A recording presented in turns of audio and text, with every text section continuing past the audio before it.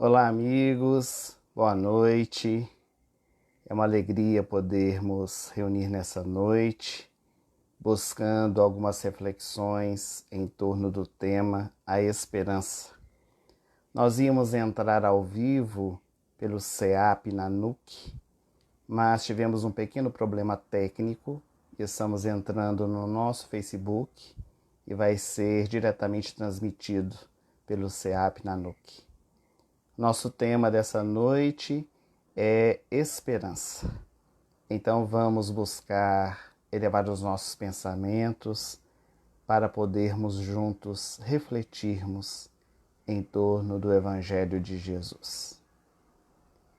Senhor Jesus, Mestre amado, nessa noite de bênçãos, nós buscamos o Teu coração amoroso, rogando a Tua presença entre nós.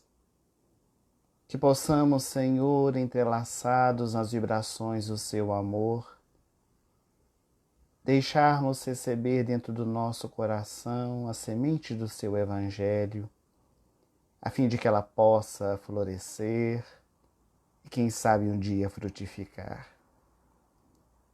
Que possamos despertar também na intimidade do nosso coração a esperança de dias melhores, buscando com nosso esforço, com nosso trabalho, fazermos aquilo que estiver ao nosso alcance, para a melhoria de nós mesmos, daqueles que estão à nossa volta e, consequentemente, da nossa sociedade. Derrama, Senhor, suas bênçãos de amor sobre os nossos corações e esteja conosco, hoje e sempre.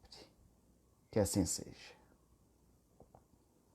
Para nós falarmos sobre este tema, a esperança, nós gostaríamos de nos recordar de uma história real, uma história que ocorreu no dia 7 de agosto de 1989, em Cóclita, na Colômbia Britânica. Eles eram casados já há muitos anos, Margarete e Paulo. Era um casal protestante, viviam viajando, levando a mensagem do Evangelho de Jesus a tantos corações, especialmente nas igrejas em Washington. E naquele dia em especial, era uma segunda-feira, eles estavam em sua cidade quando decidiram fazer um passeio. Telefonaram para a filha Paula, que morava na cidade, para que ela, juntamente com as suas netas, pudessem ir a um dos parques daquela região, Golden Ears, um parque rústico que ficava bem próximo de suas casas. Margarete e Paulo pegaram o carro, passaram na casa da filha e com as netas e a babá foram para o parque. No caminho, na rodovia, eis que Paula, muito preocupada, dizia às suas filhas que era para que elas pudessem ficar muito atentas. O lugar era muito bonito, mas precisavam andar com muito cuidado. As pedras escorregadias, havia uma ponte de pedra que precisavam atravessar. Um riacho corria por debaixo dele, uma piscina natural com pedras. Tudo era perigoso, mas que juntos poderiam usufruir das belezas da natureza. As meninas ficaram entusiasmadas. Ao chegar no parque, todos puderam então divertir-se.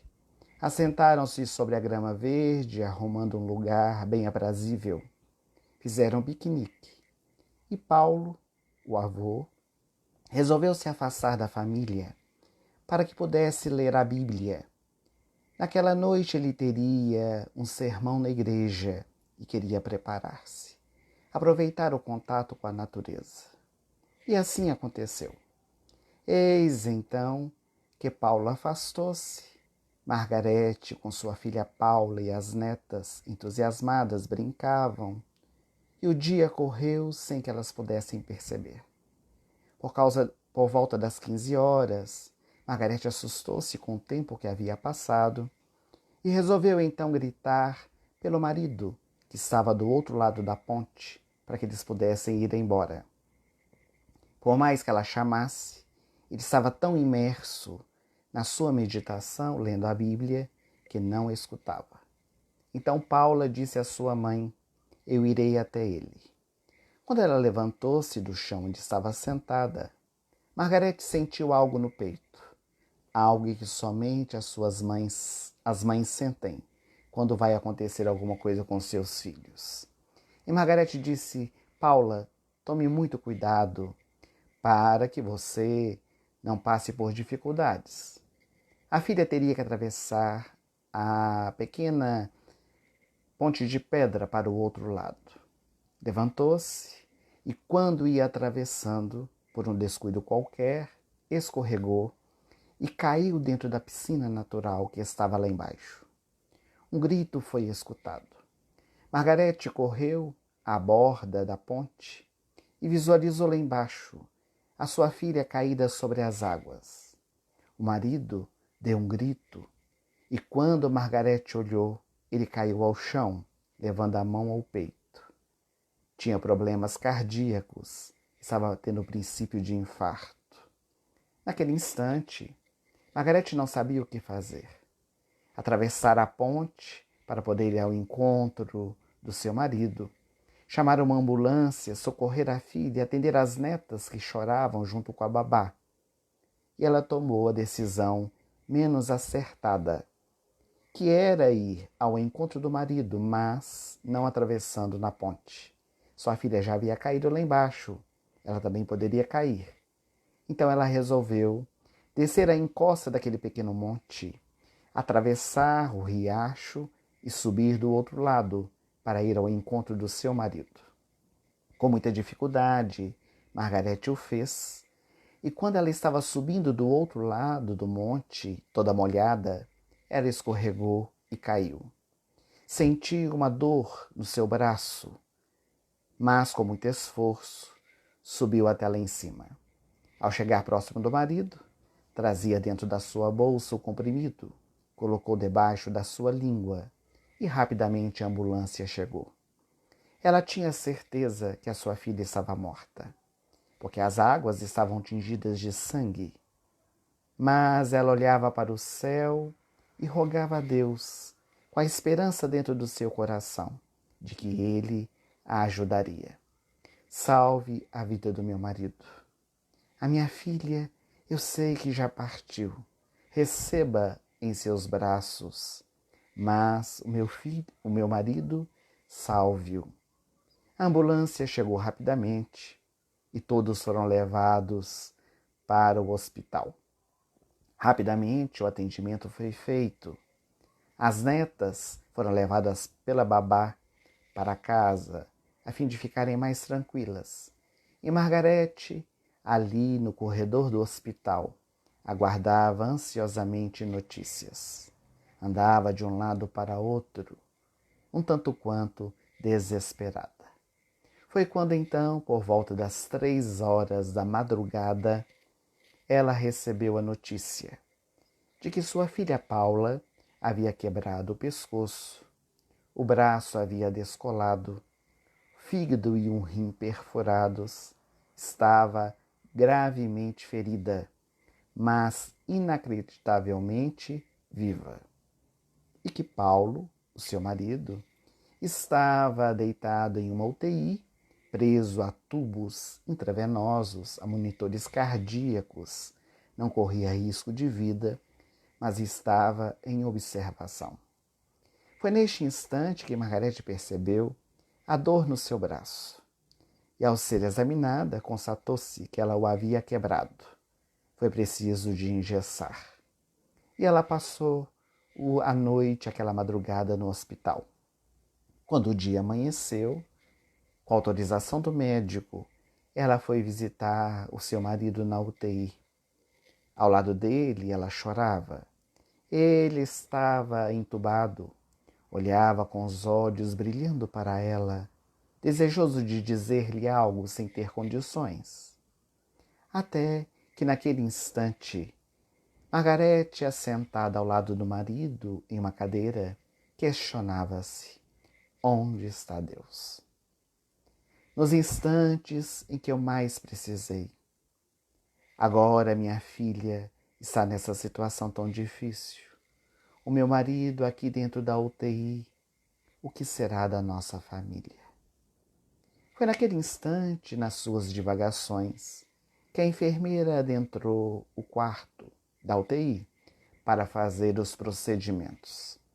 Percebeu que Margarete estava um tanto quanto tristonha, os olhos inchados de tanto chorar, avermelhados. Foi naquele instante, então, que Margarete ouviu da enfermeira: a senhora gostaria que eu fizesse uma oração pelo seu marido? Margarete assustou-se. Ela era protestante, pastora, juntamente com seu marido, frequentavam a igreja.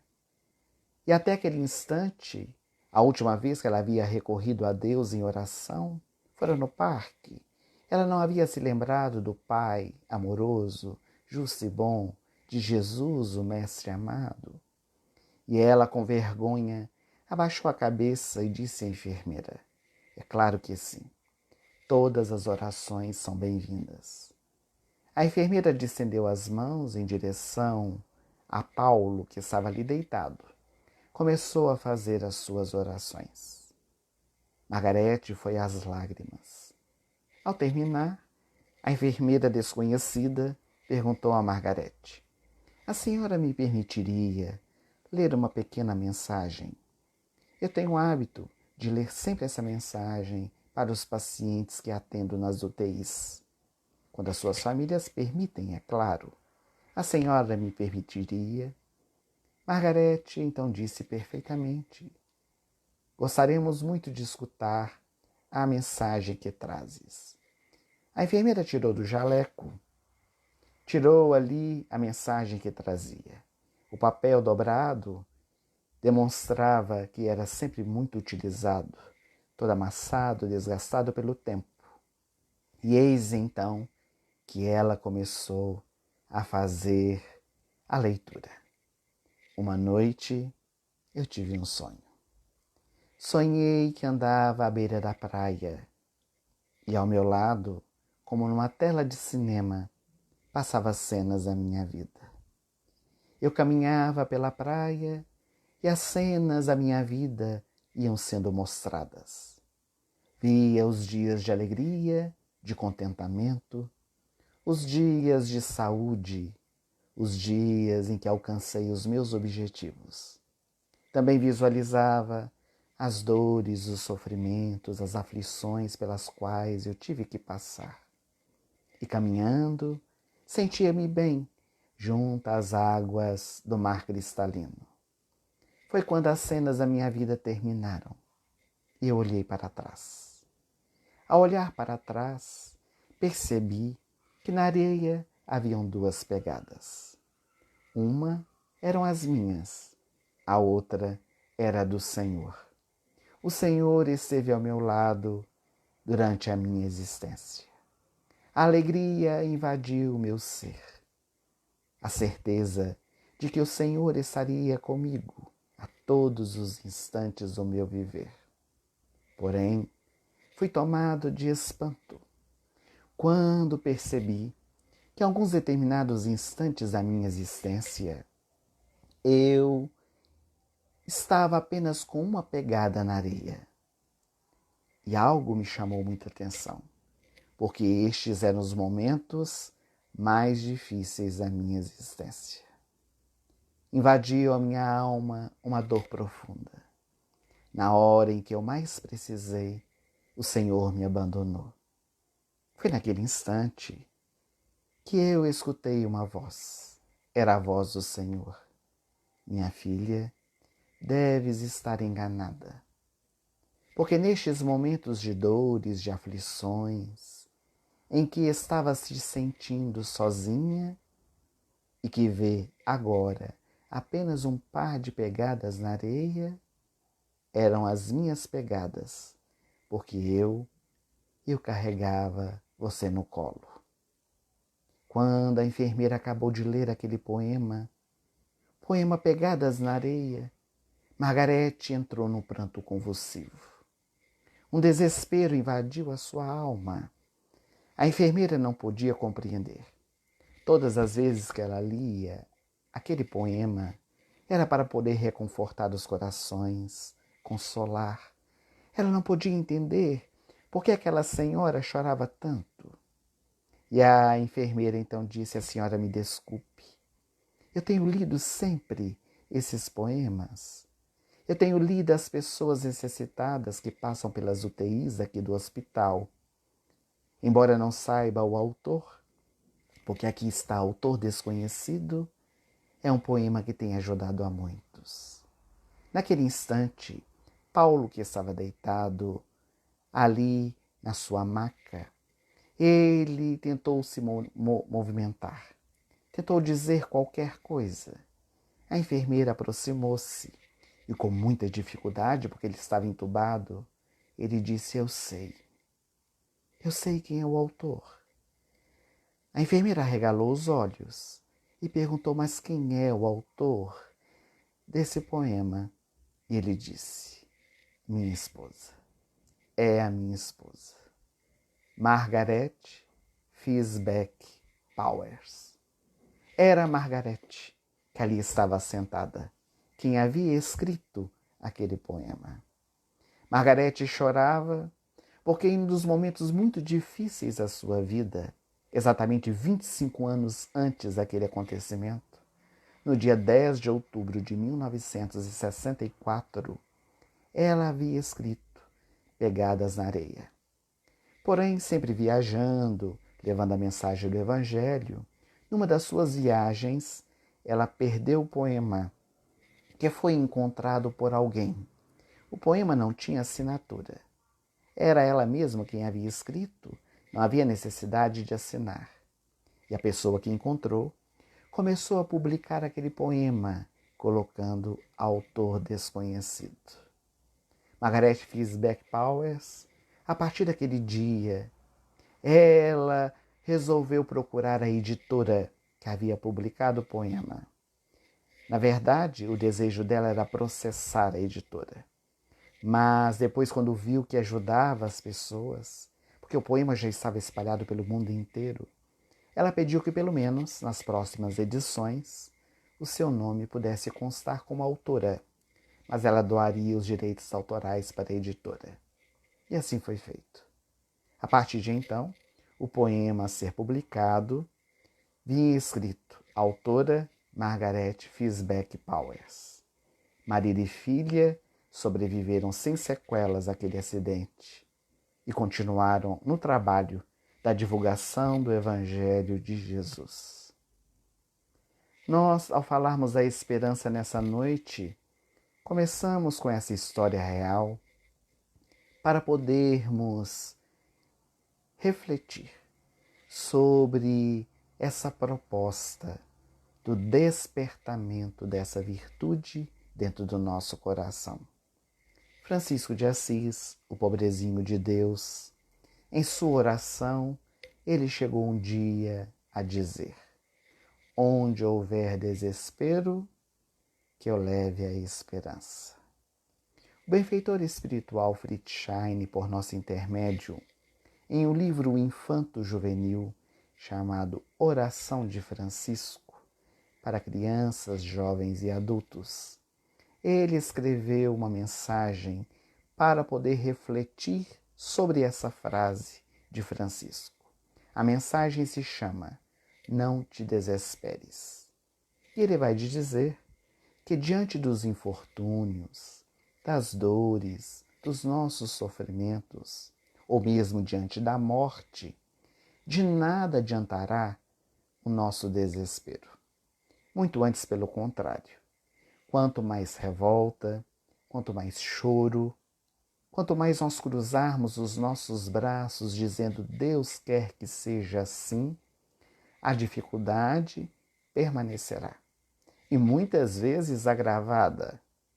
Mas quando nós modificamos a estrutura do nosso pensamento, quando nós vamos fixando as nossas ideias em coisas saudáveis, em coisas positivas, nós criamos ao nosso entorno vibrações salutares. E isso está comprovado cientificamente. Nós somos o resultado daquilo que nós pensamos, diz a neurolinguística. Sempre haverá uma esperança de um porvir melhor para todos nós. Um ditado popular, ele já diz que a esperança é a última que morre. Nós sempre devemos sonhar, ter objetivos, ter um sentido para a nossa vida. É claro que precisamos sonhar sonhos factíveis, para que nosso sonho não se torne um pesadelo. Mas sempre haverá uma luz no final do túnel. É preciso nós termos as forças necessárias para podermos seguir adiante, por mais que nos pareçam difíceis as situações pelas quais nós estamos vivendo.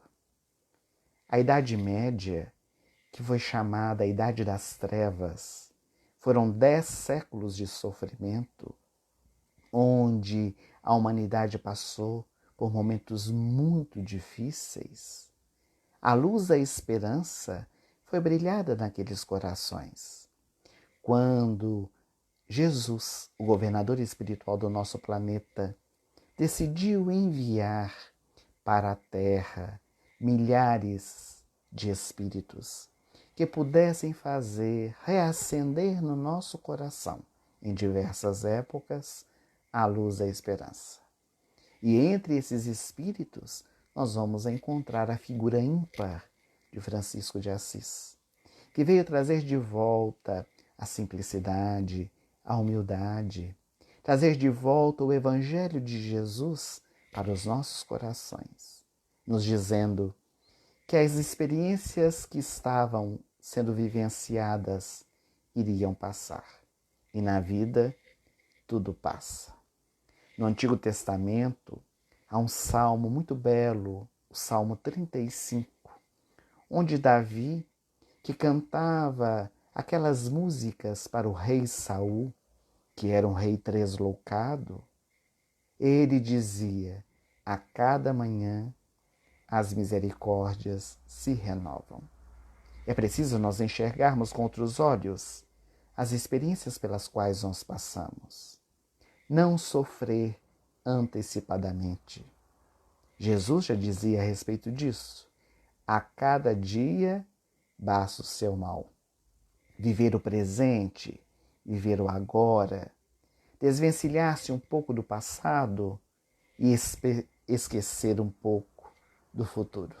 Desprender-se do futuro. Aproveitar o agora. O que nós estamos vivenciando hoje. Nós estamos vivendo, por exemplo, um momento de muitas angústias, de muitos sofrimentos no nosso planeta com essa pandemia. São milhares e milhares de pessoas que já faleceram vítima do coronavírus. Nós não sabemos ainda o dia de amanhã. Nós não sabemos como ficará o nosso país daqui 5 dias, daqui 1 mês. É uma incerteza que nós estamos vivenciando diante da pandemia, embora nós saibamos que vai passar. E o que adianta nós ficarmos pensando o que vamos fazer daqui 1 mês? É melhor nós programarmos nosso dia de hoje, programarmos amanhã, o que faremos durante o dia. Estamos quase todos nós em isolamento social, em reclusão dentro dos nossos lares, na oportunidade de convivermos com a nossa família, de fazermos coisas que antes nós não fazíamos, de aproveitar o nosso tempo da melhor forma possível. Então é necessário que nós tenhamos a esperança de que isso vai passar e nós sairemos dessa experiência melhores do que entramos, com aprendizado, com crescimento espiritual, com a valorização daquilo que a vida tem nos proporcionado. A esperança, ela deve brotar em todas as situações da nossa vida. Mas a esperança, ela não é estagnação. Não é nós ficarmos parados no tempo, esperando que Deus resolva ou que os outros façam por nós aquilo que nós precisamos realizar. Esperar trabalhando, servindo, buscando os recursos necessários para nós alcançarmos os nossos objetivos. Alguém está desempregado e tem a esperança de arrumar um emprego. Ora, mas para que alguém possa arrumar um emprego, é preciso procurar.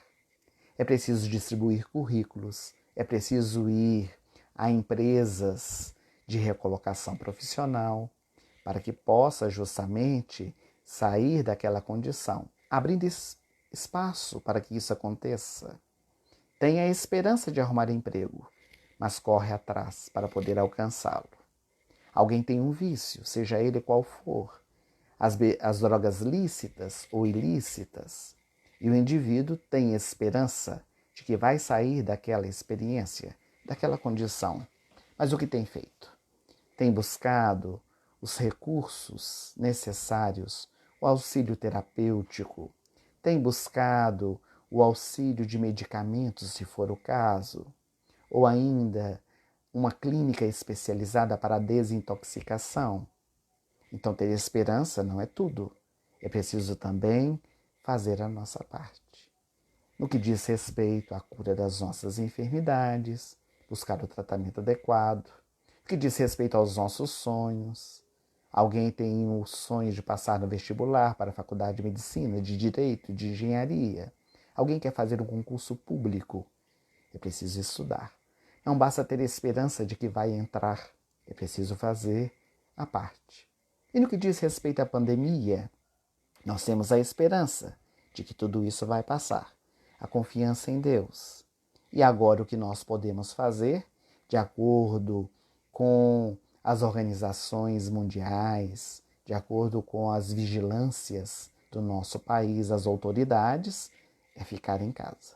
Fazer a nossa parte dentro do possível, é claro, para que assim possamos nos fortalecer cada vez mais. O Dr. Bernie Siegel, um cancerologista americano, ele narra uma experiência muito curiosa a respeito da esperança. Ele havia recebido no seu consultório uma senhora que estava desenganada por todos os médicos. Ela já trazia consigo toda a bateria de exames. Ela estava com metástase. O câncer havia espalhado por todo o seu organismo. E quando o cancerologista tomou em suas mãos aquele exame, ele não sabia dizer como é que a paciente ainda estava viva, devido ao grande avanço da enfermidade. Ele examinou muito bem tudo o que for ali entregue, também a opinião dos seus pares, os outros médicos que haviam atendido aquela senhora. E quando ele terminou de olhar, ele notou que não podia fazer nada. Tudo aquilo que a medicina podia fazer já havia sido feito. E aquela senhora, com a esperança no seu coração, perguntou para o Dr. Bernie Siegel: o que o senhor tem a me dizer? Qual tratamento podemos fazer para o tratamento do meu câncer? Ele então olhou para ela e precisou ser verdadeiramente aquele que diz a verdade. Precisou dizer a verdade a ela. E então lhe falou: a senhora não tem mais nenhum tipo de medicamento que possamos utilizar. Tudo aquilo que a medicina podia fazer já foi feito. Lamento muito. Nós somos médicos, não somos deuses. Aquela senhora baixou os olhos, um tanto quanto emocionada, e disse: mas o Senhor é o melhor das Américas. Eu aqui estou por isto. Será que não poderia me dar uma probabilidade de tratamento? Não haviam probabilidades.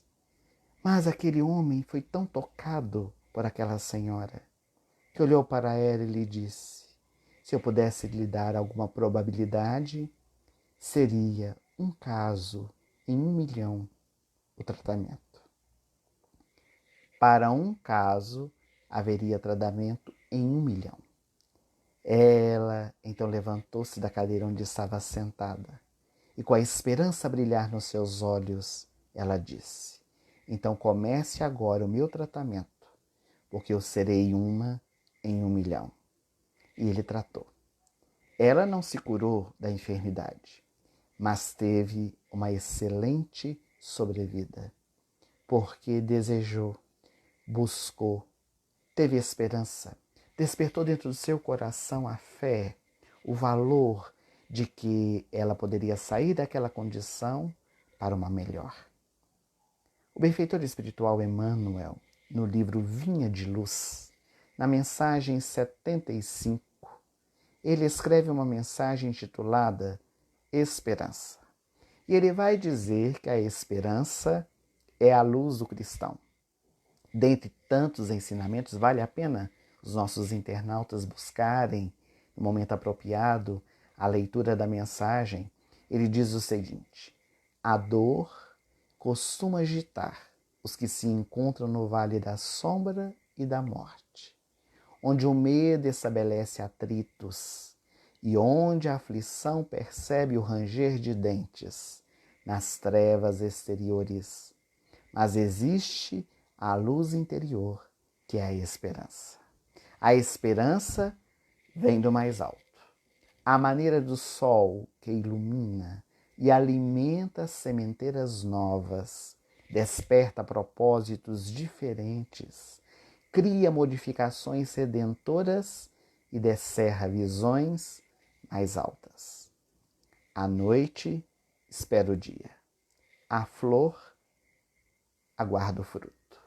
O verme o porvir. O homem, ainda mesmo que se mergulhe na descrença ou na dúvida, na lágrima ou na dilaceração, será socorrido por Deus com a indicação do futuro. É preciso ter esperança. É preciso nós acreditarmos no porvir risonho. Aliás, Allan Kardec, nosso codificador, em O Livro dos Espíritos, na questão 922, ele pergunta aos benfeitores espirituais em que consiste a felicidade.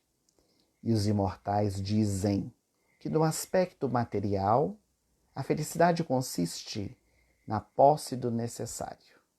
No aspecto moral, a consciência tranquila e a fé no futuro. O que é a fé no futuro? Senão a esperança. Aliás, dizem os benfeitores que a fé é mãe da esperança e da caridade. Quando nós temos esperança, quando nós temos essa fé no futuro, nós começamos a despertar dentro do nosso coração a verdadeira felicidade. Mas Emmanuel, ele prossegue dizendo na mensagem do Vinha de Luz: imensas têm sido até hoje as nossas quedas, mas a confiança do Cristo é sempre maior. Não nos percamos em lamentações. Todo momento é instante de ouvir aquele que pronunciou: o vinde a mim, todos vós que estáis cansados e oprimidos, e eu vos aliviarei. Leve é o meu fardo e suave é o meu jugo. Nós precisamos ter, meus amigos, a habilidade de transformar, de fazer a nossa parte. É necessário que nós possamos tirar do limão a limonada. É preciso que nós possamos verdadeiramente retirar das experiências aparentemente negativas o lado positivo, porque tudo na nossa vida tem os dois lados da moeda, o lado positivo e o lado negativo. Nós podemos nos prender àquilo que é ruim, aquilo que nos traz desagrado, que nos traz inquietação, aflição, ou nós podemos tentar tirar daquela experiência algo para o nosso aprendizado, para o nosso crescimento espiritual. Há um livro, também psicografado por Francisco Cândido Xavier, pelo Espírito Emmanuel, intitulado Livro da Esperança. É curioso, porque durante toda a obra, o instrutor espiritual ele vai nos falar acerca dessa virtude. Mas há uma dessas mensagens que tocou profundamente o nosso coração, que é o capítulo 13, onde Emmanuel escreve na hora da tristeza, ou seja, na hora dos momentos mais difíceis da nossa vida. E ele vai nos dizer que se por acaso os nossos amigos nos abandonaram nas nossas tarefas, em busca de outras situações, de outras experiências, é preciso nós meditarmos nas crianças, que muitas vezes estão empenhadas em jogos e distrações na hora do estudo. E nós devemos prosseguir servindo a esperar pelo tempo, que a todos renovará na escola da experiência. Quantas vezes na nossa vida nós nos sentimos sozinhos? Cada um tem direito de escolher o caminho que desejar. Nós possuímos o livre-arbítrio, dar o direito de cada um desejar aquilo que quiser para a sua vida e nós sermos o que somos. Seguimos adiante fazendo as nossas melhores escolhas. As crianças, muitas vezes, são inconsequentes por não terem ainda a maturidade de fazer as boas escolhas. Então a criança, ela na hora de estudar, na hora de fazer o dever de casa, na hora de ir para a escola, ela não quer. Ela quer ir jogar, ela quer distrair-se, ela quer o lazer. E quantas vezes nós somos crianças espirituais? Quantas vezes nós somos aqueles que queremos fugir dos nossos compromissos, deixando para amanhã o que se pode fazer hoje?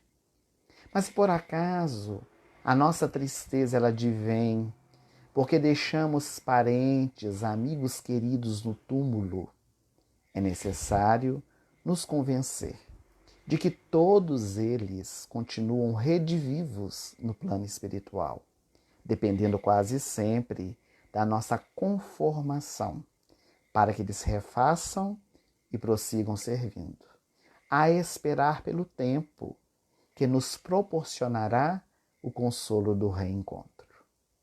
A morte é uma realidade. Aliás, é a única certeza que nós temos. Quem nasce, um dia vai morrer. Mas o segredo está em como lidar com essa experiência. A importância do nosso choro na hora da morte de um ente querido. Nós não estamos falando que precisamos esconder, escamotear as nossas emoções. Ter esperança não é fingir que nada está acontecendo. Ter esperança é ter a certeza de que o nosso familiar, o nosso amigo, que acaba de desencarnar, ele está numa outra realidade, a realidade espiritual. E que um dia, caso estejamos na mesma sintonia, caso nós trabalhemos para isso, poderemos nos reencontrar. Isso não significa que não haverá dor, não haverá sofrimento, porque a ausência física da pessoa é natural. Como pedir a uma mãe que não pranteie o filho morto? É pedir água para não molhar. Mas o que a mensagem do Evangelho nos diz é para nós não termos revolta, para nós não blasfemarmos contra Deus, na certeza, na esperança de que a vida continua. Se as nossas aflições, elas parecem muito pesadas, é preciso nós refletirmos nos nossos irmãos que passam por situações muito mais difíceis, para que uma simples frase da nossa boca seja como um bálsamo na ferida daqueles que estão ao nosso entorno. É preciso nós prosseguirmos sempre à espera do tempo, que no momento oportuno dará a cada problema a sua solução. Nós passamos por experiências que precisamos vivenciar, porque senão Deus seria injusto, dando-nos uma prova pela qual nós não conseguimos sobrepujar. Deus é soberanamente justo e bom, e dá a cada um segundo as nossas obras. É preciso nós refletirmos sobre isso, porque do contrário, nós estaremos acreditando que o nosso Pai é arbitrário, que Ele nos dá as experiências sem saber se nós teremos condições ou não de vivenciá-las. Seria como um professor que dá a prova ao seu aluno sem ter ensinado a matéria. Por isso que nessa mensagem, Emmanuel, no livro da Esperança, vem nos convidar a poder meditar sobre essa virtude, despertando-a dentro do nosso coração. Emmanuel, na sua sabedoria incomum, sempre vem nos trazendo tantos apontamentos pela mediunidade extraordinária de Francisco Cândido Xavier. Retornando ao Vinha de Luz, ao livro que nós citamos anteriormente, numa outra mensagem, a lição 107, intitulada Joio, onde o benfeitor comenta a parábola tão conhecida por todos nós, a parábola do joio e do trigo. Ele traz um versículo que tem muito a ver com o tema da esperança, que está em Mateus 13, versículo 30. Ele diz assim: deixai crescer ambos até a ceifa, e por ocasião da ceifa direi aos ceifeiros: colhei primeiro o joio e atai-o em molhos para o queimar. A parábola do joio e do trigo fala a respeito de um lavrador cujo campo de trigo cresceu também o joio, e o desejo dele de retirar o joio. Mas eis então que a recomendação era de que deixasse crescer os dois juntos, para que mais tarde, quando fossem colhidos, pudesse ser separado o joio do trigo. E Emmanuel ele comenta que o nosso mestre, ele nunca subtraiu as nossas oportunidades de crescimento, de santificação, e nesse sentido, o próprio mal, que é oriundo das nossas paixões menos dignas, é pacientemente examinado pelo seu infinito amor, sem ser destruído de pronto. Deus aguarda o nosso tempo, a nossa hora. Importa considerar, diz o benfeitor, que o joio não cresce por relaxamento do lavrador divino, mas sim porque o otimismo do celeste semeador nunca perde a esperança na vitória final do bem. A esperança da divindade para conosco. Deus não tem pressa. Deus espera por nós. Ele nos aguarda para que nós façamos as nossas movimentações. Muitas vezes utiliza-se das suas leis, a lei de causa e efeito, de ação e reação. Muitas vezes são movimentos que acontecem para o nosso bem, para o nosso despertamento, como esse que nós estamos vivenciando nos dias atuais da pandemia. É um momento de reclusão, é um momento de interiorização, de meditação sobre si mesmo, de recobrar valores que estavam esquecidos, principalmente dentro da família. Então são todas oportunidades que vão batendo na nossa porta, porque o amor faz isto. O amor faz respeitar e aguardar o tempo de cada um. Quando nós lemos a história de Agostinho de Hipona, o jovem que deixou envolver-se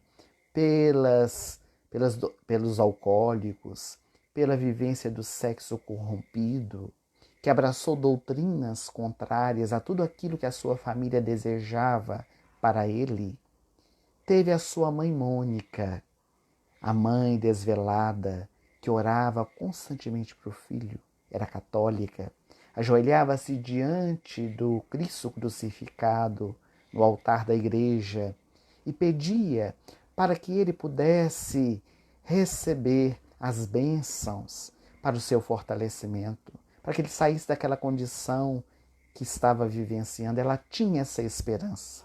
E durante 27 anos, Mônica orou pelo seu filho.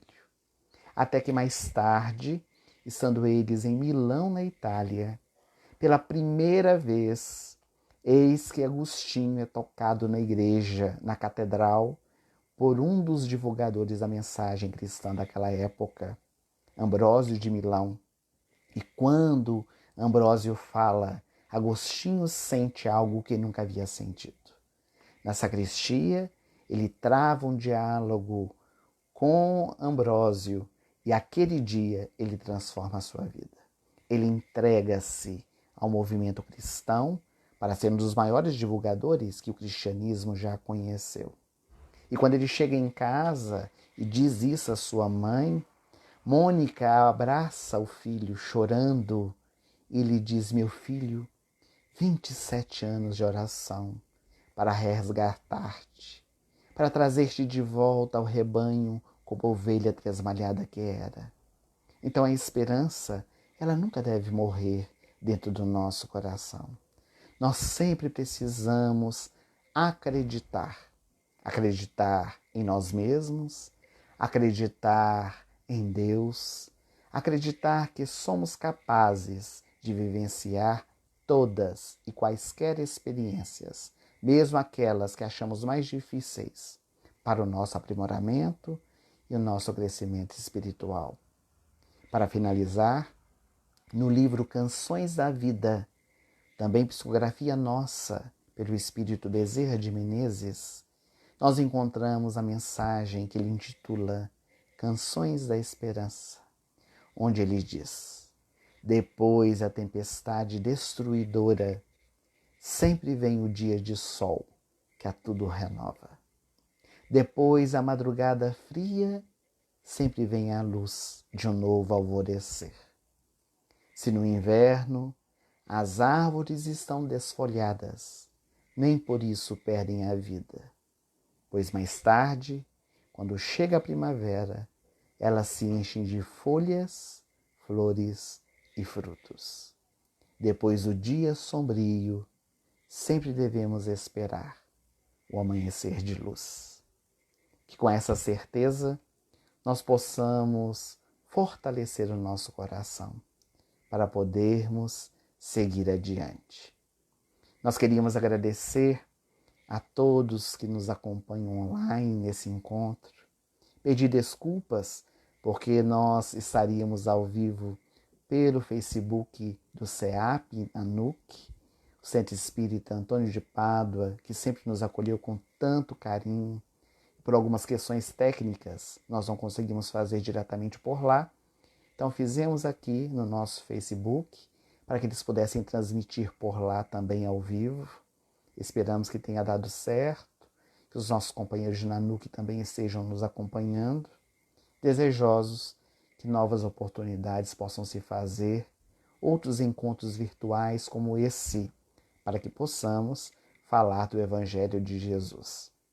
Nós queríamos aproveitar a oportunidade desse encontro aos nossos internautas que estão agora ao vivo, aqueles que vão escutar após essa palestra, esse encontro, que nos dias 17, 18 e 19 de abril, agora, próximo final de semana, sexta, sábado e domingo, nós estaremos realizando o 4º encontro da Fraternidade Sem Fronteiras. Será um encontro totalmente virtual, onde muitos dos corações estarão reunidos para falar sobre essa instituição de amor que tem nos proporcionado tantas possibilidades de trabalho e tem levado a esperança a tantos corações. Então, desde as 8 horas da manhã de 17 de abril, de sexta-feira, até o domingo à noite, nós estaremos com uma programação de dia todo, onde nós teremos a colaboração de tantos trabalhadores que vão falar sobre a Fraternidade Sem Fronteiras. Nós também estaremos realizando esse encontro. Nossa participação será no domingo, às 13 horas, onde nós vamos falar sobre educação e evangelho, e todos estão convidados a estarem conosco.